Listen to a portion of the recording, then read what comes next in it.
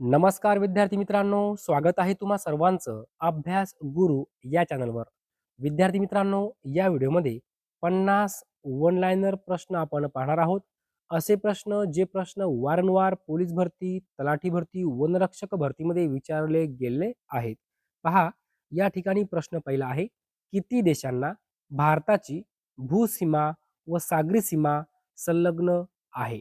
काय विचारलं आहे? भूसीमा व सागरी सीमा संलग्न आहे. तर 3 देशांना भूसीमा व सागरी सीमा संलग्न आहे.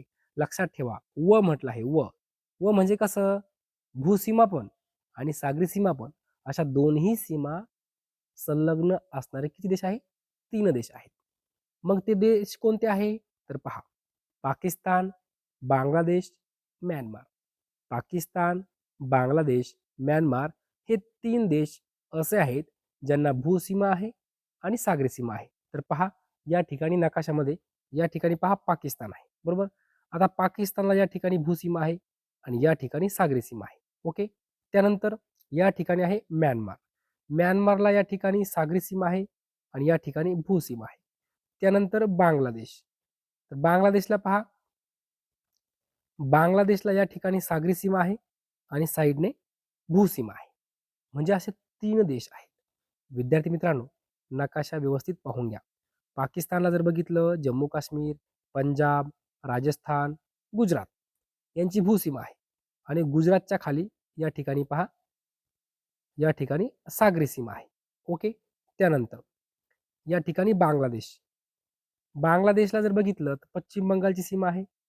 त्यानंतर मेघालयची सीमा आहे, आसामची सीमा आहे, त्रिपुराची सीमा आहे. म्हणजे या ठिकाणी भूसीमा आहे आणि या ठिकाणी सागरी सीमा आहे. कोणती सीमा आहे? सागरी सीमा आहे. ओके. त्यानंतर पहा, या ठिकाणी आहे म्यानमार हा देश. आता म्यानमारला या ठिकाणी सागरी सीमा आहे. त्यानंतर नागालँडची सीमा आहे, अरुणाचल प्रदेशची सीमा आहे, मणिपूर आणि मिझोराम या राज्यांची सीमा आहे. लक्षात ठेवा विद्यार्थी मित्रांनो, कधी-कधी आपल्याला कोणत्या देशाला भारतातील कोणत्या राज्यांची सीमा लागलेली आहे, कोणत्या देशाला भारतातील एकूण किती राज्यांची सीमा लागलेली आहे, असे प्रश्न विचारले जातात. आपल्याला माहिती पाहिजे. ओके. नकाशा व्यवस्थित आपला तोंडीपाठ पाहिजे. म्हणजे आपल्याला एखादं राज्य आठवलं किंवा एखाद्या राज्याचा आपला प्रश्न विचारला, की लगेच आपल्याला आठवलं पाहिजे, की या राज्याच्या पूर्वेला कोणतं राज्य आहे, पूर्वेला कोणता देश आहे, दक्षिणेला कोणतं राज्य आहे, उत्तरेला कोणतं राज्य आहे. नकाशा आपल्याला पूर्ण व्यवस्थित माहिती पाहिजे. लक्षात ठेवा, पाकिस्तान, बांगलादेश आणि म्यानमार. पुढचा प्रश्न पहा, सूर्यामध्ये सर्वात जास्त वायू कोणता आहे? कोणता आहे? तर हायड्रोजन. भारतीय राष्ट्रीय काँग्रेसच्या पहिल्या महिला अध्यक्ष कोण होत्या? तर ॲनी बेझंट. 10 वेळापेक्षाही जास्त वेळा हा प्रश्न पोलीस भरती, तलाठी भरतीमध्ये विचारला गेला आहे. पुढे पहा, बंगालची फाळणी कोणी केली? कोणी केली? लॉर्ड कर्झन यांनी बंगालची फाळणी केली. बंगालची फाळणी कधी झाली? 1905. लक्षात ठेवा, 1905 लॉर्ड कर्झन. पुढे पहा, ग्रेस हे कोणाचे टोपणनाव आहे? तर माणिक सीताराम गोडघाटे. माणिक सीताराम गोडघाटे यांचं टोपणनाव आहे ग्रेस. मिल्खा सिंग हे नाव कोणत्या खेळाशी संबंधित आहे? तर धावपटू. मिल्खा सिंग हे नाव धावपटू खेळाशी संबंधित आहे. जगातील सर्वात मोठा पक्षी कोणता? शहामृग. भारताच्या कोणत्या दिशेला बंगालचा उपसागर आहे? तर आग्नेय दिशेला बंगालचा उपसागर आहे. भारतातील सोयाबीनचे सर्वाधिक उत्पादन करणारे राज्य कोणते? तर मध्य प्रदेश. पहिले गुलाबाचे गाव कोणते? कोणतं गाव आहे? पारपार. कोठे आहे? महाबळेश्वर, सातारा या ठिकाणी. विद्यार्थी मित्रांनो, लक्षात ठेवा, पहिले गुलाबाचे गाव कोणतं आहे? पारपार. जर असा प्रश्न विचारला गेला, पहिले गुलाबाचे गाव पारपार कोणत्या तालुक्यात आहे? तर महाबळेश्वर तालुक्यात आहे. पहिले गुलाबाचे गाव कोणत्या जिल्ह्यात आहे? तर सातारा जिल्ह्यात आहे. असं लक्षात ठेवायचं आहे. पुढे पहा, संविधान सभेचे हंगामी अध्यक्ष म्हणून कोणाची निवड झाली होती? प्रश्न महत्त्वपूर्ण आहे. तर सच्चिदानंद सिन्हा. विद्यार्थी मित्रांनो, लक्षात ठेवा, या ठिकाणी तुम्हाला पर्यायामध्ये असणार आहे डॉक्टर बाबासाहेब आंबेडकर, डॉक्टर राजेंद्र प्रसाद, पंडित नेहरू आणि सच्चिदानंद सिन्हा असे पर्याय असणार. त्यावेळेस तुम्हाला कन्फ्यूज होणार. संविधान सभेचे हंगामी अध्यक्ष विचारला आहे तर सच्चिदानंद सिन्हा. समता, स्वातंत्र्य आणि बंधुत्वाचा नारा कोणत्या क्रांतीची निर्मिती आहे तर फ्रेंच राज्यक्रांती. समता, स्वातंत्र्य आणि बंधुत्वाचा नारा कोणत्या क्रांतीची निर्मिती आहे तर फ्रेंच राज्यक्रांती. पुढील प्रश्न पहा. पाण्याचा सर्वोत्तम प्रकार कोणता आहे तर पावसाचे पाणी. कोणत्या मुघल सम्राटाच्या काळात चित्रकला शिखरावर पोहोचली तर जहागीर. जहागीर या मुघल सम्राटाच्या काळामध्ये चित्रकला शिखरावर पोहोचली. नालंदा विद्यापीठ स्थापना कोणी केली. नालंदा विद्यापीठाची स्थापना कोणी केली तर कुमारगुप्त. लक्षात ठेवा, नालंदा विद्यापीठ स्थापना कुमारगुप्त. भारताच्या राष्ट्रध्वजाची रचना कोणी केली मॅडम भिकाजी कामा. महाराष्ट्राच्या कोणत्या दिशेला सातपुडा पर्वतरांगा व गाविलगड टेकड्या आहेत. कोणत्या दिशेला तर उत्तर दिशेला आहे. लक्षात ठेवा, सातपुडा पर्वतरांगा व गाविलगड टेकड्या उत्तर दिशेला आहे.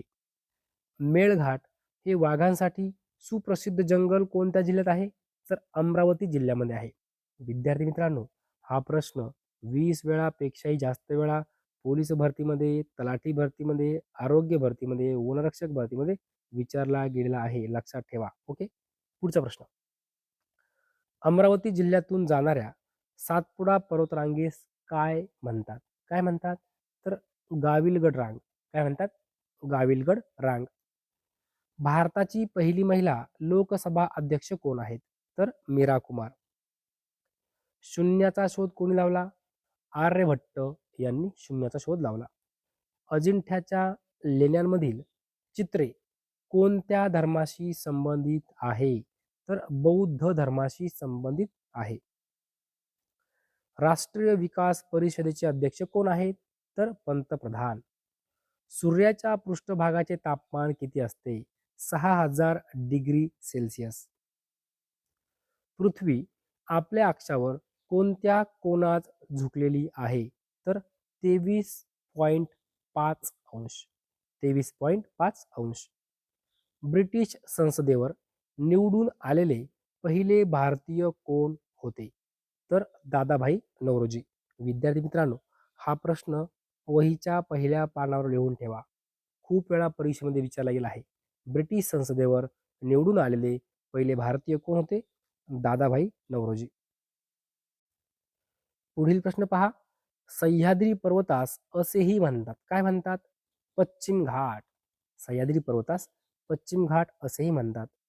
शंभू महादेव डोंगररांगा कोठून कोठपर्यंत पसरलेल्या आहे तर रायरेश्वर पासून शिंगणापूर पर्यंत. रायरेश्वर पासून शिंगणापूर पर्यंत शंभू महादेव डोंगररांगा पसरलेल्या आहेत. पूर्व कोकणास काय म्हणतात तर वलाटी. काय म्हणतात वलाटी. विद्यार्थी मित्रांनो, काय विचारलं आहे पूर्व कोकण.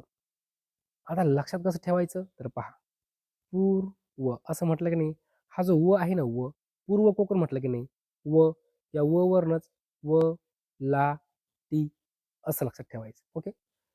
महाराष्ट्रात सह्याद्री पर्वताची लांबी किती किमी आहे. किती आहे तर 440 किमी. 440 किमी. पुढे पहा. महाराष्ट्राच्या आग्नेयेस कोणत्या राज्याची सीमा आहे. आग्नेय विचारले. आग्नेय तर तेलंगणा राज्याची सीमा आहे महाराष्ट्राच्या आग्नेयेला. पश्चिम कोकणास काय म्हणतात तर खलाटी. विद्यार्थी मित्रांनो, पश्चिम कोकणास खलाटी म्हणतात. लक्षात ठेवा. पूर्व कोकणास काय म्हणतात. पूर्व व व व वर्ण वलाटी असं आपण लक्षात ठेवलं होतं. आणि पश्चिम कोकणास काय म्हणतात तर खलाटी असं लक्षात ठेवा. आता या ठिकाणी पश्चिम शेवटी अक्षर कोणतं आहे. हा म जो आहे ना, याला थोडंसं करून घ्यायचं ख सारखं. हा जो शेवटचा म आहे याला असं करून घ्यायचं थोडंसं. बरोबर हा म ख सारखा दिसतो, असा पार्ट तयार होतो, असं कम्पेअर करायचं. खलाटी असं लक्षात ठेवायचं आहे. पुढचा प्रश्न पहा. महाराष्ट्रात सर्वात जास्त क्षेत्रफळ असलेला प्रशासकीय विभाग कोणता? सर्वात जास्त क्षेत्रफळ तर छत्रपती संभाजीनगर. महाराष्ट्रात सर्वात कमी क्षेत्रफळ असलेला प्रशासकीय विभाग कोणता? तर कोकण. सर्वात कमी जर विचारलं कोकण आणि सर्वात जास्त विचारलं तर छत्रपती संभाजीनगर. ओके. पुढचा प्रश्न पहा.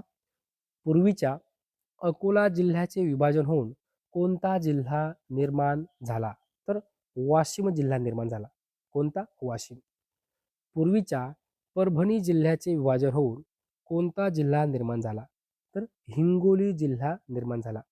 अकोला जिल्ह्याचे विभाजन होऊन वाशिम जिल्हा निर्माण झाला आणि परभणी जिल्ह्याचं विभाजन होऊन हिंगोली जिल्हा निर्माण झाला. पुढे पहा. खानदेशात एकूण किती जिल्ह्यांचा समावेश आहे? तर 3 जिल्ह्यांचा समावेश आहे. 3 जिल्हे आहे. पूर्वीच्या चंद्रपूर जिल्ह्यापासून कोणत्या जिल्ह्याची निर्मिती झाली? तर गडचिरोली जिल्ह्याची निर्मिती झाली. कोणत्या जिल्ह्यापासून? चंद्रपूर जिल्ह्यापासून. पुढे पहा. कोणत्या जिल्ह्याचे विभाजन होऊन पालघर जिल्ह्याची निर्मिती झाली व कधी झाली? तर ठाणे जिल्ह्याचे विभाजन होऊन पालघर जिल्ह्याची निर्मिती झाली 1 ऑगस्ट 2014 रोजी. कधी? 1 ऑगस्ट 2014. महाराष्ट्रात पूर्वीच्या कुलाबा जिल्ह्याचे नामांतर कोणत्या जिल्ह्यात करण्यात आले? सर्वांना माहीत आहे, रायगड. पुढचा प्रश्न पहा. नाशिक प्रशासकीय विभागात एकूण किती जिल्हे आहेत? तर 5 जिल्हे आहेत. किती आहेत? 5 जिल्हे. कोकण प्रशासकीय विभागात एकूण किती जिल्हे आहेत? 7 जिल्हे आहेत. विद्यार्थी मित्रांनो, आपल्याला जोड्या लावामध्ये सुद्धा प्रश्न विचारला जाऊ शकतो. आपल्याला माहिती पाहिजे. आपल्याला प्रश्न काय विचारला आहे? नाशिक प्रशासकीय विभागात एकूण किती जिल्हे आहेत? 5. आणि कोकण प्रशासकीय विभागात एकूण किती जिल्हे आहेत? 7 जिल्हे आहेत. लक्षात ठेवा. पुढील प्रश्न पहा. सातमाळा अजिंठा डोंगर रांगामुळे कोणत्या नद्यांची खोरी वेगळी झाली आहेत? तर गोदावरी व तापी. प्रश्न महत्त्वपूर्ण आहे. वारंवार परीक्षेमध्ये विचारला गेला आहे. सातमाळा अजिंठा डोंगर रांगामुळे कोणत्या नद्यांची खोरी वेगळी झाली आहे? तर गोदावरी व तापी. देवगिरीचा इतिहास प्रसिद्ध किल्ला व अजिंठ्याची जगप्रसिद्ध लेणी कोणत्या डोंगर रांगामध्ये आहे? तर सातमाळा अजिंठा डोंगररांग. देवगिरीचा इतिहास प्रसिद्ध किल्ला व अजिंठ्याची जगप्रसिद्ध लेणी कोणत्या डोंगर रांगामध्ये आहे? सातमाळा अजिंठा डोंगररांग. पुढचा प्रश्न पहा. हरिश्चंद्र बालाघाट डोंगर रांगामुळे कोणत्या नद्यांची खोरी वेगळी झाली? तर गोदावरी व भीमा. लक्षात ठेवा. हरिश्चंद्र बालाघाट डोंगर रांगामुळे गोदावरी व भीमा या नद्यांची खोरी वेगळी झाली. पुढे पहा. हरिश्चंद्र बालाघाट डोंगर रांगांना अनुक्रमे पश्चिम व पूर्व भागास कोणकोणत्या नावाने ओळखले जाते? तर पहा. पश्चिम भागात हरिश्चंद्र घाट व पूर्व भागास बालाघाट या नावाने ओळखले जाते. पश्चिम भागास हरिश्चंद्र घाट आणि पूर्व भागास बालाघाट या नावाने ओळखले जाते. शंभू महादेव डोंगररांगामुळे कोणत्या नद्यांची खोरी वेगळी झाली आहेत? तर भीमा व कृष्णा. शंभू महादेव या डोंगररांगेमुळे भीमा व कृष्णा या नद्यांची खोरी वेगळी झाली आहेत.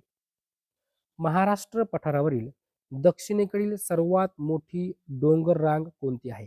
दक्षिणेकडील तर शंभू महादेव डोंगररांग. लक्षात ठेवा.